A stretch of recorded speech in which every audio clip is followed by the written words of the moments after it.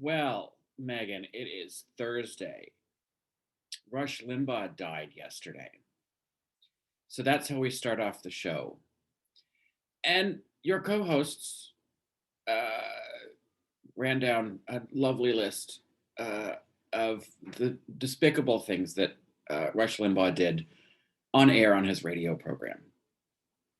His AIDS update in the 90s, where he would joyfully announce the names of men dying of AIDS and play music and celebrate their death.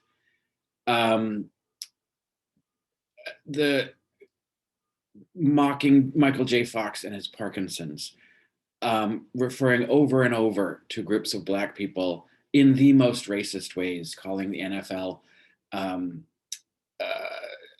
match between the Bloods and the Crips. Consistently, for how long was he on the radio? 40 years. The most misogynist, racist, homophobic, xenophobic, Islamophobic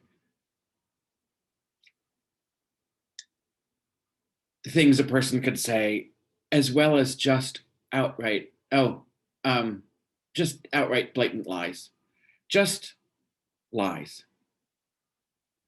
And you tout him as the inventor of infotainment, which I will challenge that. He's certainly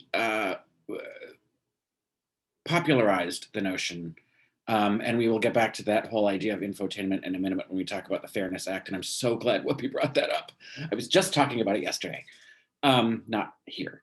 And and you point to his gold microphone as some sort of level of achievement, and that what he did was fill a void that conservative voices didn't feel like they were being represented in the media. So what he represented was misogyny, racism, homophobia, xenophobia, all sorts of bigoted, hateful things. And so you're saying that that conservative voices wanted to be represented with bigotry and racism and misogyny and homophobia. There's a reason why, and you're equating all of that, all the horrible things that he said, to conservatives, and they wanted to hear that. So you're just admitting that your whole movement, your whole party, is really based on hatred of other people. I know you don't mean to be saying that, but that's basically what you said when you say he was a voice for conservatives. Then that means conservatives were looking for someone to spew all of that shit. And I don't know how that's helpful.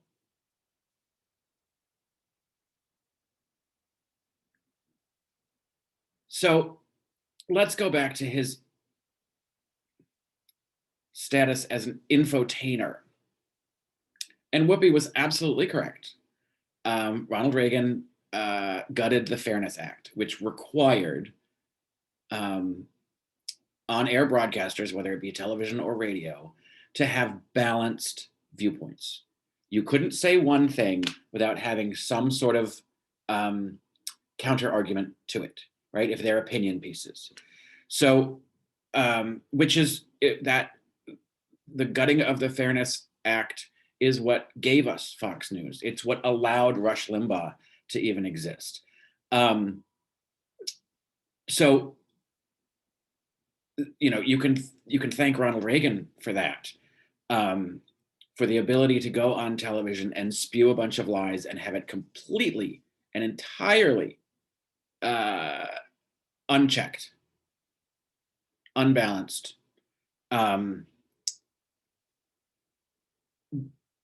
Because he allowed he allowed for lying to happen across the broadcast airwaves, which allowed Rush Limbaugh an opportunity to put on his disgusting program, which you say was a voice for conservatives. Well, you know, you've been railing about not wanting to be lumped in with the MAGAs and the QAnons, but you just lumped all conservatives together with everything that Rush Limbaugh stood for. It's disgusting that you even defend him in any way. I don't care. He was a titan of radio. He was a titan of hatred. Fuck off.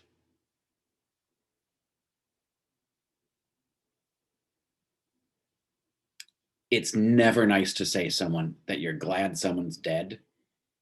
Well, I'm glad he's not on the radio anymore.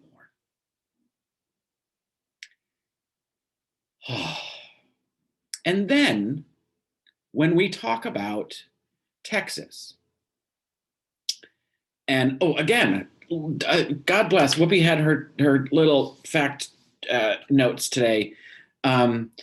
Excuse me, because she's making all the right points.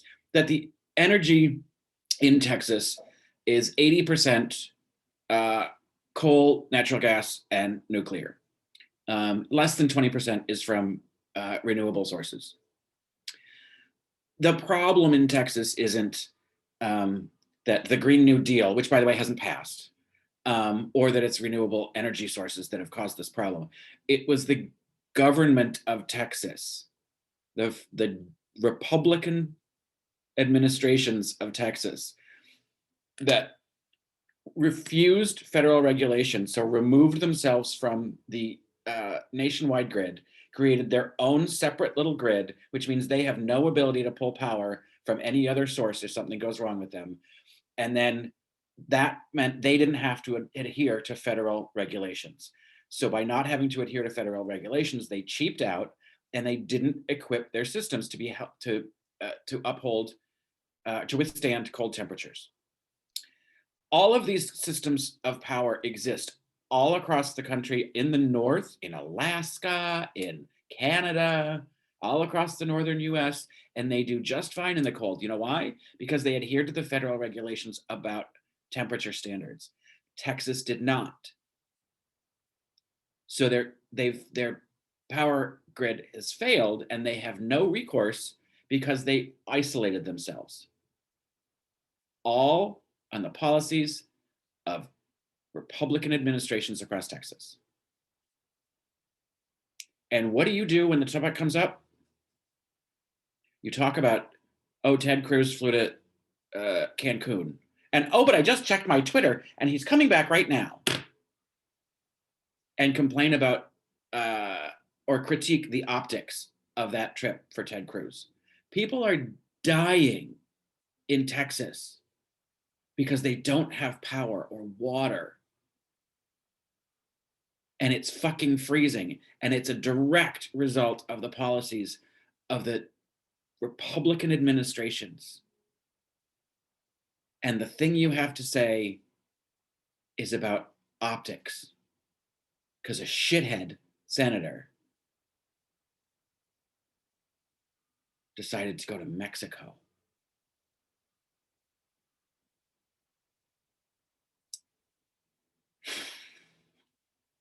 We'll get back to infotainment for a second, because you also made a point about The View is infotainment and under the news umbrella. And if the Fairness Act came back, as Whoopi suggested it should, and I do not disagree with her, that the panel would have to look different on The View.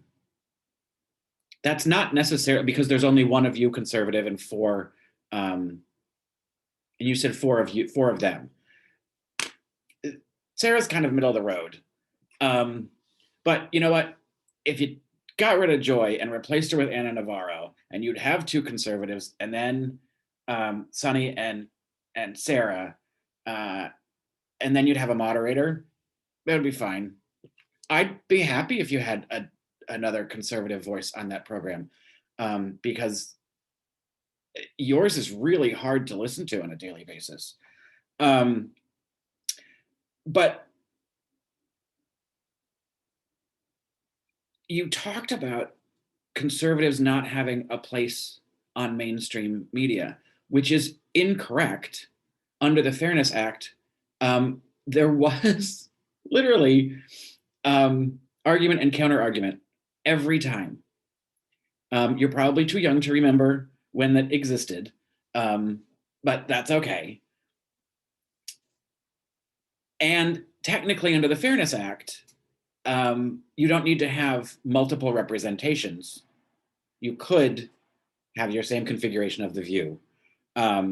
You would get more airtime, actually, because you'd be allowed to counteract every one of those arguments. So it wouldn't matter that it's 4 against 1.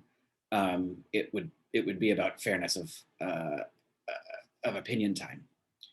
So it would actually, let you be on camera more. You'd think you'd like that. Anyway, in talking about the conservative voices, weren't being heard.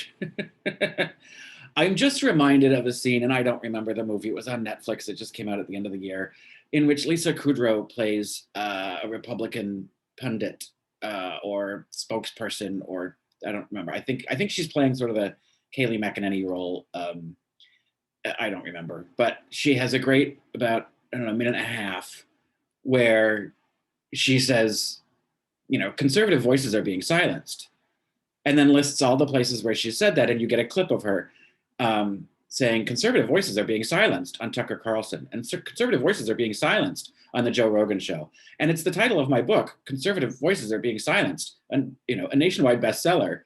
And it goes on about all of these places and opportunities and outlets in which she was given the opportunity to say conservative voices are being silenced, which I don't know if you get it, but there's some irony there that all of those places she's allowed to say that means her voice is not being silenced.